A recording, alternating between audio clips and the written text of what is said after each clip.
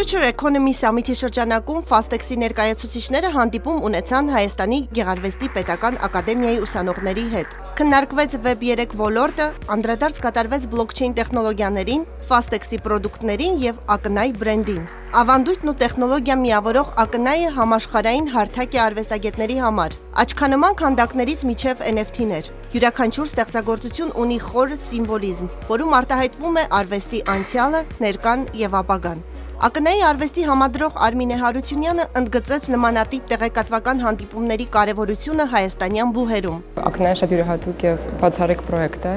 որը միավորում է արվեստը, դիջիթալը եւ կոնյակագործությունը ու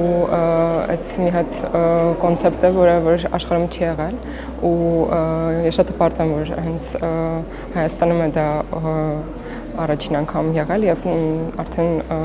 աշխարհով մեկ հայտնի է դառնում։ Ամեն մի ակնը, ամեն մի աչքը արվեստ է ու հենց այս բուհում ելույթները շատ կարևոր է, որովհետեւ հենց արվեստագետների հետ գործ ունենք ու հուսամ կողքիվորենք նրանց ու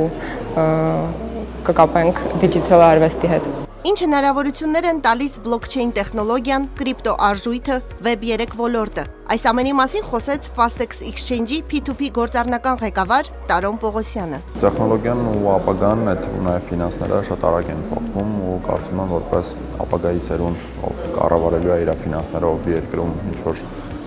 փոփոխություն է բերելու, բավականին մեծ կարևորություն ունի նմանատիպ փոփոխությունների մասին իրազեկելը, մարդկանց տեղեկացնելը,